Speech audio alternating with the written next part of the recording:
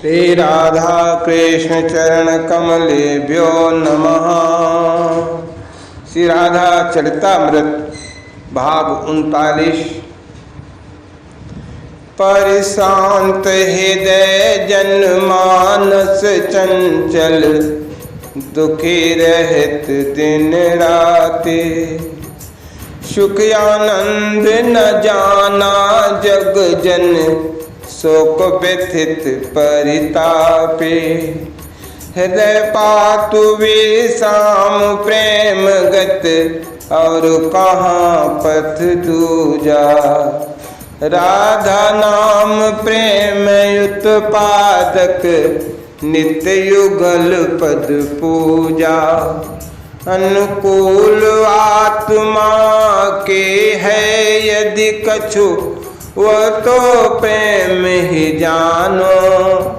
प्रेम स्वरूप आत्मा अपने, उज्जवल पावन मानो। प्रेम अमर है सत्य निरंतर, प्रेम अमर है सत्य निरंतर। विजय सखा पहचानो, प्रेम लिया अवतार श्री राधा। कथा श्रवण कर जानो, कथा श्रवण कर जानो। जय राधा राधा, जय राधा जय श्री राधा। जय कृष्णा कृष्णा, जय कृष्णा जय श्री कृष्णा। कृष्णो हम, प्रेम में अद्वैत अवस्था। ब्रह्मविद ब्रह्मैव भवति, यही नियम है वज्रनाभ। जो जिसका चिंतन तन्मय होकर करता है वो वही बन जाता है। ब्रह्म का चिंतन करने वाले ये कह उठते हैं कि मैं ही ब्रह्म हूँ, अहम ब्रह्मास्मि, अहम ब्रह्मास्मि, सोहम अस्मि। पर ज्ञानी को उस स्थिति में पहुँचने में समय लगता है, और प्रेमी तो सहजता में ही उस स्थिति को पा जाता है। क्योंकि प्रियतम का चिंतन प्रेमी पर आरोपित नहीं है, सहज है। प्रेमी अपने प्रिय के चिंतन को छोड़ना चाहे फिर भी छोड़ नहीं पाता।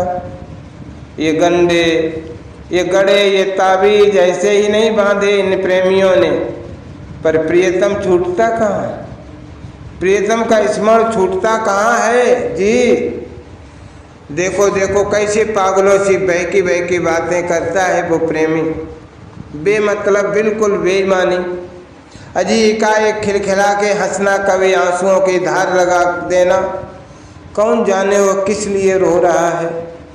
पर हाँ, इतना अवश्य जानते हैं कुछ प्रेमी की वो मौज है। हंसना भी उसका मौज है तो रोना भी उसका निजानंद है। वो देह कहाँ संभाल पाता है। वो पागल प्रेमी देहातीत तो हो, अपने आप को ही प्रियतम समझ, प्रियतम को ही अपना प्रेमी समझ उठता है। ये स्थिति बड़ी विचित्र है। देह को न संभाल पाना, आंसुओं की धार न टूटने पाए। कभी गीत गाने लगता है, कभी मौन हो जाता है, कभी पुकार उठता है, कभी विरह इतना असह्य हो जाता है कि मूर्छित ही हो जाता है। वो किसी का साथ नहीं चाहता, वो अकेले में रहना पसंद करता है। इस तरह से प्रेमी और अपने प्रेम के चिंतन में इतना तल्लीन हो जाता है कि दो की अब कोई गुंजाइश ही नहीं रही। दो समाप्त बस एक ही, मैं नहीं अब बस तू ही तू। नहीं, ऐसे प्रेमी का मन कब का मर गया होता। उसका मन तो कब का प्रियतम के पास ही चला गया होता है। मन ही नहीं, बुद्धि नहीं, चित्त नहीं, अहंकार नहीं, कुछ भी तो नहीं, बस तू, सिर्फ तू ही।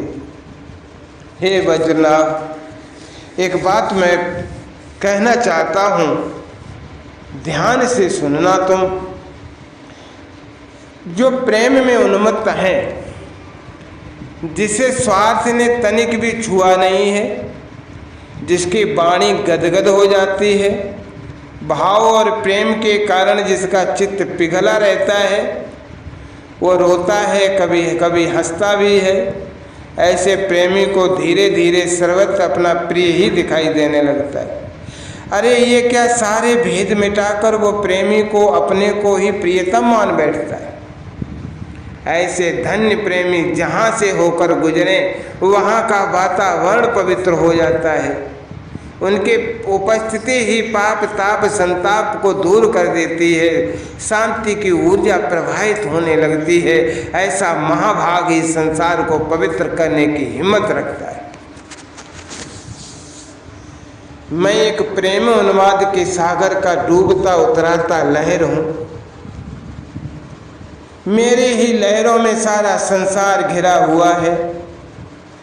मेरी भावनाएं जिन्होंने इस जगत को परेशान कर रखा है, मेरे प्रियतम की उलझी हुई अलकावली के समान है।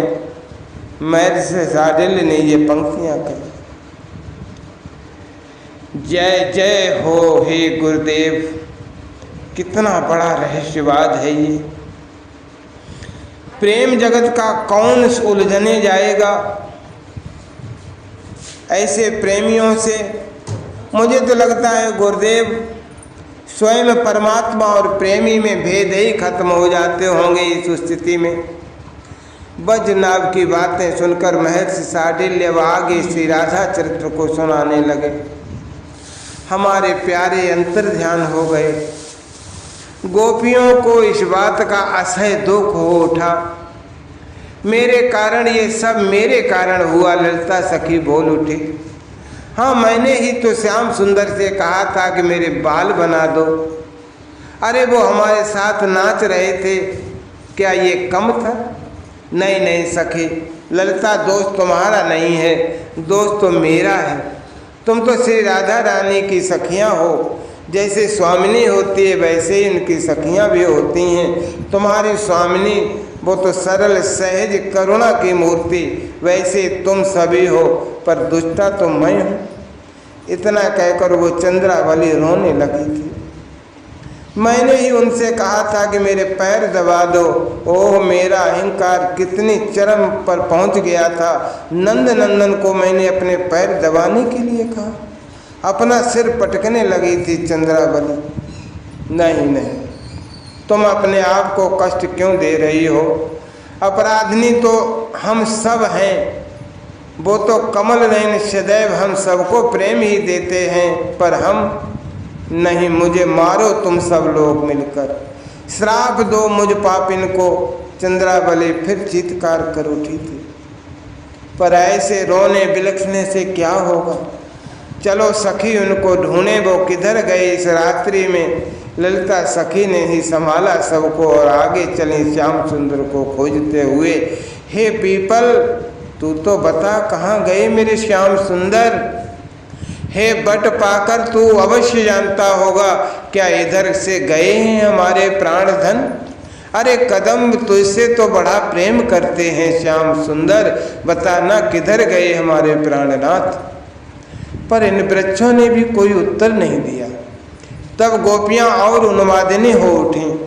तुम लोग इतने बड़े हो, अपना सिर ऊपर की ओर करके खड़े हो। मत करो अहंकार पीपल कि लोग तुम्हें पूजते हैं कहकर अहंकार दिखा रहे हो। मत अहंकार में फंसो। देखो, हमें भी अहंकार हो गया था कि हम भी अपने आप को बड़ा समझ बैठी थी। कृष्ण के हृदय की रमणी, कृष्ण की प्रेयसी, हमारी हर बात कृष्ण मानते हैं। क्या क्या नहीं समझ बैठी थी, पर क्या हुआ?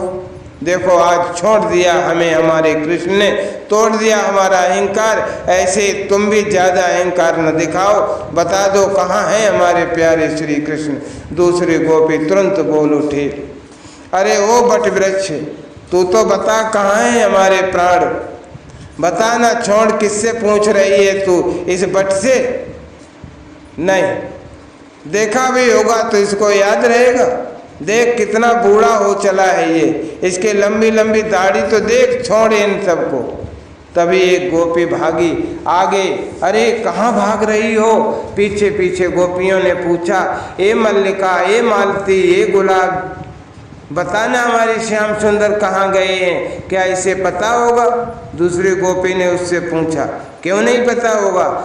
इसे, इन फूलों को जहाँ हमारे प्रियतम देखते हैं छूते जरूर हैं, इन्हें भी छुआ होगा, क्या इन्हें भी छुआ होगा हमारे प्रिय ने? सब गोपियां दौड़ी, फूलों को चूमने लगीं, फूलों को अपने देह से लगाने लगीं। इन फूलों को छुआ है हमारे कृष्ण ने। तुम्हें कैसे मालूम कृष्ण ने इन फूलों को छुआ होगा? चंद्रावली बैठी रो रही है, पूछती जा रही थी। हाँ, तभी तो इन फूलों में इतनी प्रसन्नता आई है। देखो, बिना श्याम सुंदर के छुए क्या ये फूल इतने प्रसन्न होते? पर ये कुछ बोल तो रहे नहीं। आम, नीम, तमाल, अरे भैया तुम तो कुछ बोलो, बोलो ना, हमारे कन्हैया कहाँ गए? किंतु ये सभी कुछ नहीं बोल रहे हैं। और तुम तो संत हो, तुम तो परोपकार करने वाले संतों से भी महान हो। हे वृक्षो, तुम तो कुछ बोलो, हमारे ऊपर कुछ कृपा करो, उपकार कर दो। गोपियाँ फिर रोने लगी। नहीं नहीं, इन वृक्षों को परेशान न करो। तुम लोग, एक गोपी फिर उठाई और सबको समझाने लगे, देखो ये हैं इस वृक्ष के आंसू। इसका मतलब ये है कि वृक्ष भी कृष्ण के वियोग में दुखी हैं, रो रहे हैं। ये हमारा ही साथ दे रहे हैं, हमारे दुख से इन्हें भी दुख हो रहा है, इसलिए इन्हें अब ज़्यादा परेशान न कर। उस गोपी के ऐसे वचनों को सुनकर अन्य गोपियाँ माफ़ी मांगने लगी थी उन वृक्षों से। वो देखो वृंदा अर्थात तुलसी, हाँ हाँ, वो तो हमारे कृष्ण की प्रिया हैं। अब सब गोपियाँ भागकर तुलसी के पास आ गई। अरे कृष्ण प्रिया, अरे तुलसी महारानी, तू तो बता कहाँ गए हमारे प्राण धन?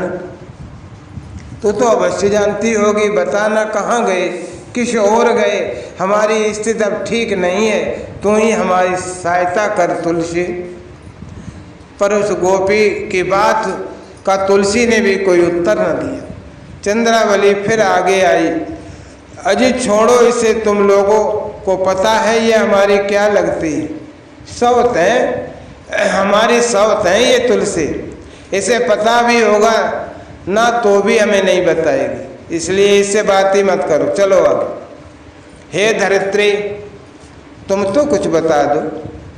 कुछ गोपियाँ अब चल नहीं पा रही थीं, उनके शरीर में कंपन होने लगा, उनके अश्रु इतने बह रहे थे कि लगता नहा रही हों अश्रुधारा से। ऐसी गोपियाँ बैठ गईं। तुम्हें देखकर तो नहीं लगता कि हमारी तरह तुम भी विरह से भरी हो? नहीं, देखो इन्हें, इस पृथ्वी को हरे भरे घास उग गए हैं क्या? ये प्रसन्नता है इस पृथ्वी की। अपने कोमल चरण इस पृथ्वी में वे रख रहे होंगे, इसीलिए ये धरती प्रफुल्लित है। ये पृथ्वी बताना कहाँ गए हमारे श्याम सुंदर? पर ये क्या, आगे कुछ गोपियों का एक समूह चला गया था। उन्हें गोपियों ने एकाएक चीत्कार करना शुरू कर दिया। कृष्ण हा, श्याम हा, गोविंद चिल्लाने लगीं। पर कुछ ही समय बाद मैं कृष्ण हूँ, मैं कृष्ण हूँ, कृष्णो हम पुकारने लगी। हंसी आने लगी उसी कुंज से। हंसती गोपियाँ कह रही थी, मैं हूँ कृष्ण, तुम लोग रो मत, आओ मेरे पास, रो मत। गोपियाँ कहती जा रही थी, कौन तुम्हें दुख दे रहा है? ये काला नाग? तो लो मैं इस काली नाग को नत देता हूँ। ये गोपी की चोटी पकड़कर उसे घुमा दी। क्या हुआ, क्या हुआ, तुम रो रही हो? दूसरी गोपी दौड़ी। क्या इंद्र ने ब्रज डुबाने के लिए वर्षा कर दी? अच्छा, डरो मत, आओ मेरे पास आओ। इतना कहते हो उसने अपनी चोनरी उठा दी और कहा, इसके नीचे आ जा, ये गोवर्धन पर्वत मैं उठा रही हूँ। मैं हूँ कृष्ण, मैं हूँ कृष्ण। अरे मैं ही हूँ कृष्ण। हे वज्रनाभ, कृष्ण के चिंतन ने, कृष्ण के गहरे चिंतन ने गोपियों को कृष्ण बना दिया। गोपियों को अब ये लग ही नहीं रहा कि हम गोपी हैं, सब कृष्ण बन गई थी। बनना था, कृष्ण में इतना तादात्म्य भाव हो गया था इन गोपियों का। अद्वैत सिद्ध हो गई गोपियों को। ये प्रेम का अद्वैत है। ऐसे ही कहते हैं प्रेमाद्वैत। महर्षि शार्दुल इस भाव रस में डूब गए थे। कहते हैं वज्रनाभ इस अद्वैत स्थिति में पहुंचने के लिए ज्ञानियों को कितना कुछ करना पड़ता है, पर देखो इन प्रेमी जन कितनी सहजता से उस स्थिति को पा गए जहाँ एक ही तत्व रह गया, कृष्णो हम। इतना कहकर महर्षि मन ही मन से राधा नाम जप करने लगे। वाणी अवरुद्ध होने लगी। जय राधा जय राधा राधा, जय राधा जय श्री राधा, जय कृष्णा कृष्णा जय कृष्णा जय श्री कृष्णा।